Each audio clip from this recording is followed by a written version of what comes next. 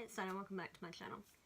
So, today's video is about my most disappointing reads of 2018 so far. So from, well, up into July actually. So, January to July. There were a lot of other books that I gave fairly low ratings to or I did not finish. These were the ones that I sort of were like either really looking forward to, or I was under the impression that they were really, really good because a lot of other people liked them. So when I got into them I was like, So there's a few, so let's just dive right in. I'm going in order that I read them, so the ones further back are somewhat more vague in my head. So my first disappointing read this year was The Darkest Part of the Forest by Holly Black. Don't kill me, please. I gave it 2 out of 5 stars. It is about twins called Hazel and Ben, and they live in like a town called Fairfold, I believe, and it's like on the border between the human world and like the fairy realm. And in the forest there's this glass coffin with a sleeping boy in it, and the boy has horns, so he's clearly fae. Now this is not your like happy, yay, fairies are wonderful kind of fairies. These are the evil, I'm gonna like rip your throat out kind of fairies for a start. I wasn't really going to read this. I didn't really have any intention of reading it, but I was going to read The Cruel Prince, also by Holly Black, and I wanted to kind of know what her writing was like before it came out, and I bought it. I had it on pre-order and then I cancelled it. Yeah. So my problems with this book were that it was so hyped. Everyone was like, Holly Black's great, Holly Black's great. I really just don't like her writing style. Like the way she writes and the way she constructs her stories. I've read samples of a lot of her books and they've never like pulled me in, but I thought, no, maybe it's just one of those cases where if you actually keep reading it, it gets better. But it didn't really get better for me. The plot was kind of convoluted. I didn't really like where it went. I didn't really care about the main character, which was Hazel primarily. I didn't give a shit at all. So, didn't really like the plot, didn't really like the characters, don't really love her writing style. So, yeah, I was kind of hyped for it. I was like, it must be good. Not for me. It wasn't good for me. The next book that I was bitterly disappointed by was Bitter Blue by Kristin Cashore. It is the 3rd book in the Graceling series. It follows the story of Queen Bitterblue, who basically inherited the throne when she was a kid, and she's had like a council of blokes kind of being regent for her, like as she grows up. Bitterblue was like a child in the 1st Graceling book, and her father's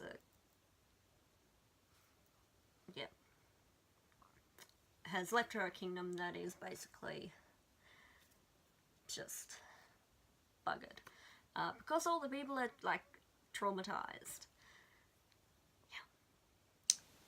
And I don't want to give too much away in case you want to read Graceling, which I thought was a decent book. I gave it, I think, 3 out of 5 stars. But this book, 1. It got 1 star. And I'm not even sure why it got 1 star. Oh, it got 1 star because I actually finished it. I'll only 0 star something if I don't finish it. So, I didn't like Bitter Blue, really, that much, at all. The story was just dismal and depressing, and weird. I got to the end and I'm like, what the hell did I just read? What? This is what you give me? And it doesn't even feel resolved at the end. I didn't like the ending at all. I thought it was a ginormous letdown. Like, why? Why have I wasted my time on this? I can't say too much without giving a lot away. But it was... no. You've got a kingdom in ruin, and then... like... if you want to read a good book about a kingdom in ruin, go read The Queen of the Tealing. Like Erica Johansson. That is what this book should have been. But moving right along. The next book I was disappointed in was a sequel called The Sea Stone by Nicolette Andrews. The first book was called like The Priestess and the Dragon. It's set in Japan.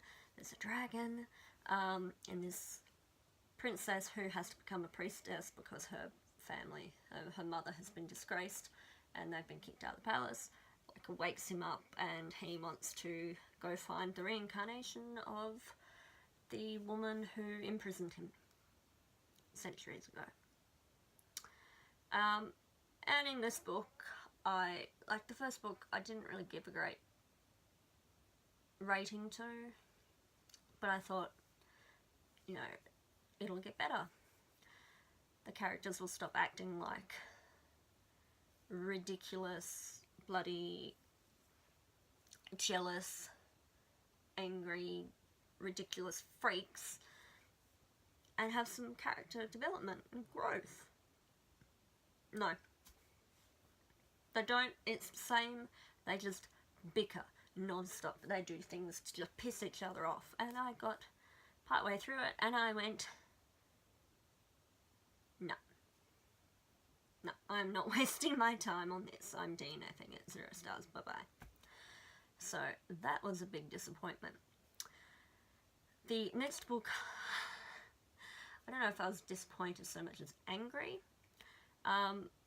And the next book is The Bone Witch by Rinch Peko. I DNF'd it. 0 stars. I think I got to 40 or 50%. And pretty much nothing had happened. I can tell you what happened, actually. Tia, spelled T, accidentally raises her brother from the dead, finds out that she is a bone witch, or like a necromancer. People are like, ooh. And another bone witch just happens to be close by and feels her energy and then takes her and her undead brother to like another country to be trained, so she can be trained as an usher, which are basically like geisha with magical powers. The story was basically memoirs of a geisha with magic. Like there was one scene that was just like 2 scenes from memoirs of geisha smooshed together. And that's lazy storytelling at best. And that's being generous. The other thing was the excessive descriptions. Like, every time a new character would enter the scene, you got to know exactly what they were wearing, what colour it was. Oh, it was chartreuse with intricate embroidery in the shape of a butterfly that went down to blah blah blah. And for every single character, and then another character would come in and you'd get the same thing. And it was like, I've got the idea. I don't need to know what colour the freaking hairpins are. I don't need to know the details of their embroidery. Like, all... I don't. You can do it once, and I've got the idea. Thank you. The characters were boring as batshit, and nothing really happened, apart from whatever her name is, Tia, is basically being used as like a menial slave person until she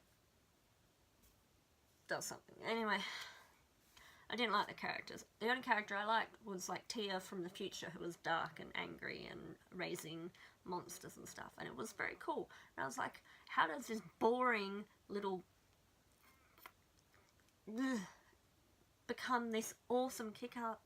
I wanted to know, but at the same time, no. I was not willing to put the time in to get there, especially after the whole plagiarism thing. It felt like plagiarism. I'm not sure how close things have to be for it to be retelling as opposed to plagiarism. Whatever. It just made me angry, and it still makes me angry. The next book we'll move on to is called Ink, Iron and Glass by Gwendolyn Clare. I did finish it, so I gave it 1 star out of 5. It is about... I don't know what her name... I don't care. I just didn't care, was really the point.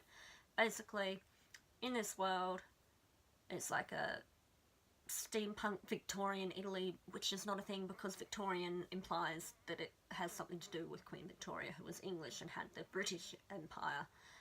Italy wasn't part of that, to my knowledge. And it wasn't in the book either, so what? Anyway, there are, like, mad people who can literally scribe or write worlds into existence in world books. The main character, whose name I just can't remember because I don't care, Jumi, maybe that was the mum's name, I don't know. She comes from one of these scribed worlds. Her mother gets kidnapped, so she goes to the real world to find her. She ends up at like an orphanage for, you know, orphans of mad people who've blown themselves up and things like that. Her and her new friends go off to try and find her mother. The problem I had was the magic system wasn't very well defined. The characters, there are 4 sort of main characters, the group, the gang. Every time they talked, they all sounded like each other. It was like 4 bodies, 1 mouth. Like, yeah. The plot was fairly predictable. It has that trope, you know, where people don't talk to each other and they do things for other people's own good without telling them or giving them a choice, which pisses me off. So that was in there. And all the solutions to all of their problems were super convenient. Like, oh, you need to, like, dig up a grave. We happen to have a grave digging machine in the next room. Who has one of those? Really? And then, you know, meeting, like, the conflict, you know, meeting up with the bad guy, like, face to face. And it's like, oh, you're the bad guy. And then he's like, oh, yeah, cool. I'm going to tell you my entire plan and then let you go. So, all in all, I was just... no. I was really looking forward to it. And there were just too many problems. The next book that I was disappointed in was The Bells by Donny L. Clayton. This book had a lot of hype, and I kind of rode the hype wave, if you will, and I pre-ordered it and bought it. And no. So it's about, okay, a girl called Camellia. She's a belle. Belles are girls who are born beautiful and full of colour and all of that. And where everyone else is born like grey and gross looking. So it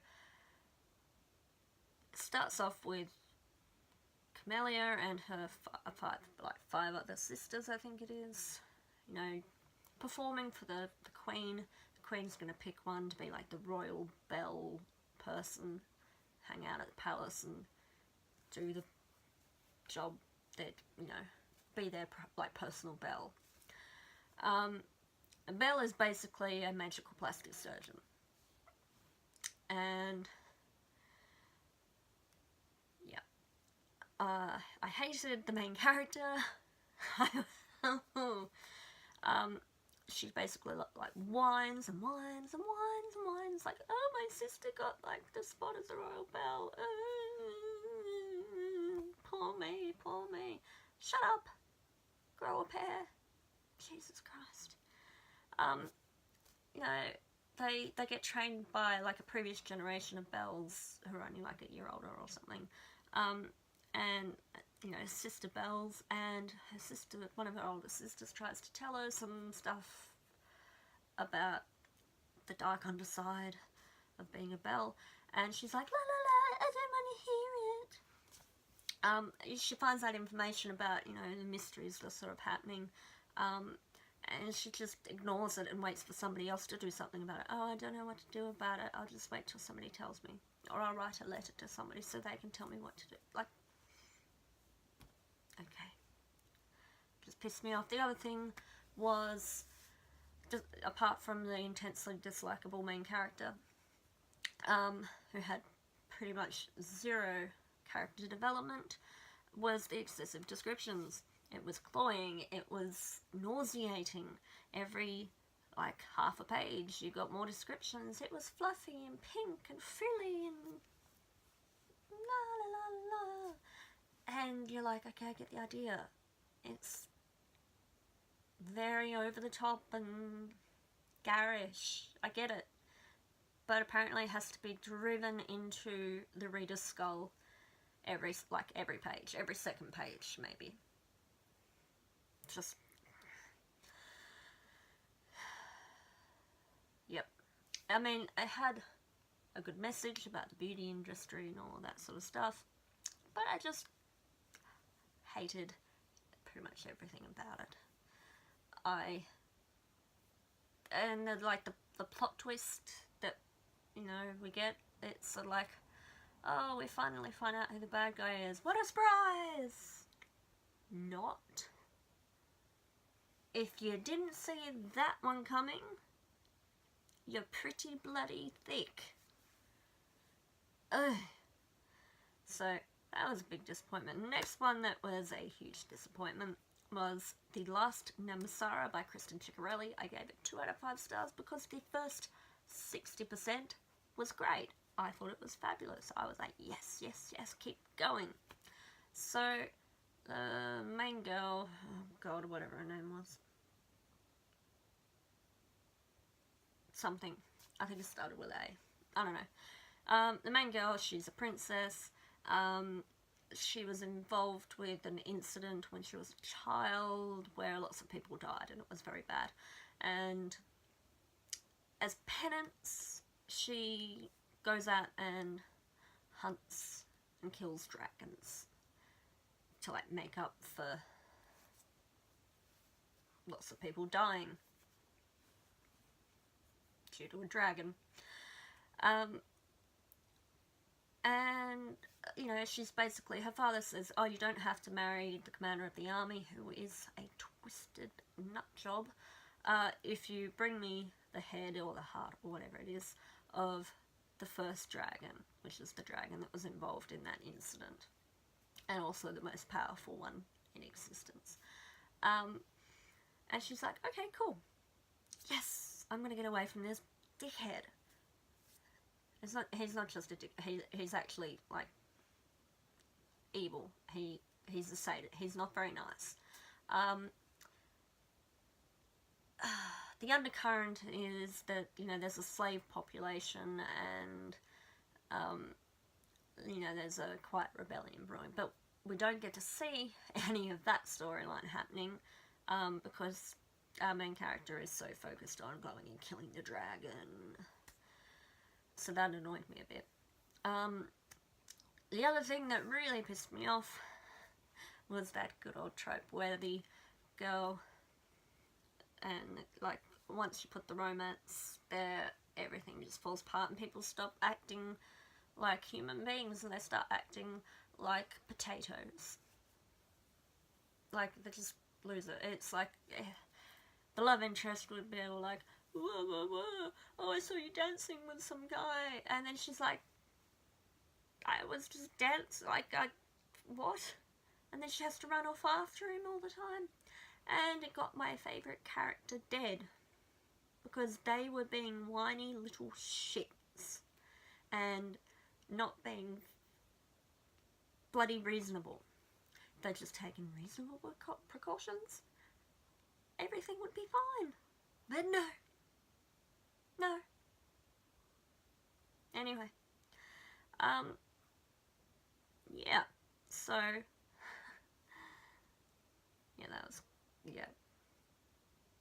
No more to say on that.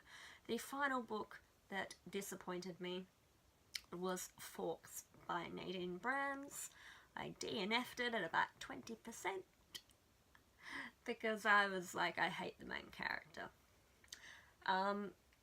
Forks is about a boy called Thomas Forks. He's the son of Guy Fawkes, so if you know anything about your English history, you'll know what that's about. Anyway, Thomas has been infected with a plague that turns people to stone, so he's starting to turn to stone. And his dad doesn't turn up for his, like, magical graduation thing, and he gets upset, so he decides he's going to stomp all the way to London and find his dad and be like, it's all your fault, everything's all... Anyway, so, basically, I thought the magic system sounded quirky and interesting, but it was really just weird and not explained very well. So, for me, the premise is that there's colour magic. You get it, like, after you're, when you're educated, you get a mask, and through that mask you can command colour, a particular colour, whatever colour you've, like, bonded with, like brown or grey, and each colour responds to, like, a different kind of speech. So grey is, like, commanding and authoritative, and blue was, like, you know, I don't know, like, frilly words and, like, anyway, it was very confusing and weird. Thomas is a bit of a dick, honestly, and he just whines and whines about how everything's everybody else's fault, blah, blah, blah, blah, blah. The pacing of the plot was bizarre, like, not much had happened, and then, whoo, lots of stuff happened, like, well, I was like, why did that happen? Why did that happen? Just randomly, 1 minute, when Thomas finds his father in London, his father's all, like, distant, and then suddenly he's like, hey Thomas, I didn't mean to stop writing when I found out that you had the plague. I really do love you, boy. Will you join the rebellion with me? The idea of the rebellion is there are two different factions of people with colour magic. The Keepers, who are like Thomas and Guy Fawkes, and then the Igniters, who have revolutionary ideas and stuff. And the King is part of that faction, and Guy's like, join the rebellion, help me, join the gunpowder plot. Let's blow up the Igniter King, and that will stop the plague. What? Really? Really? Okay. And the other thing was, no, there's two other things. One of the colours is called White Light, and it actually talks to people. And those are the Igniters, who embrace this white light colour. Why it's called that, I don't know. Every other colour is just green, blue, brown. White light. Anyway, so this colour is apparently part of the problem, and it's weird. Like it has a personality and it's just weird. It was creepy. I didn't like it. The other thing was Nadine Brands did too good a job with her world building and like descriptions and stuff, because she, you know, described London in the 16th, 17th century, whatever it was, 17th I think, you know, and there's all this dirt, and the rivers, like the Thames and everything, is polluted, and there's grime, and people throw urine out of like second story windows onto the streets, and it's just icky and gross and grimy and dirty and germy, and that's pretty much all I could think about every time somebody did something, you know, like put on a new shirt and went out, and I'm like, you didn't have a bath. How? It's dirt. Ugh.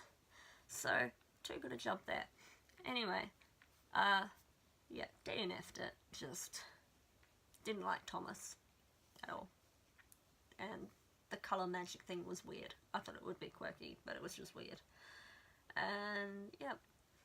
So, those were my most disappointing reads of 2018. If you liked any of these books, you know, let me know why. What were your most disappointing reads? Let me know below, so I can avoid them. Thank you for watching. If you liked my video, give me a thumbs up. Even better, subscribe below. If you want notifications for future videos, hit a little bell thing. Again, thank you, and I hope to see you again. Bye.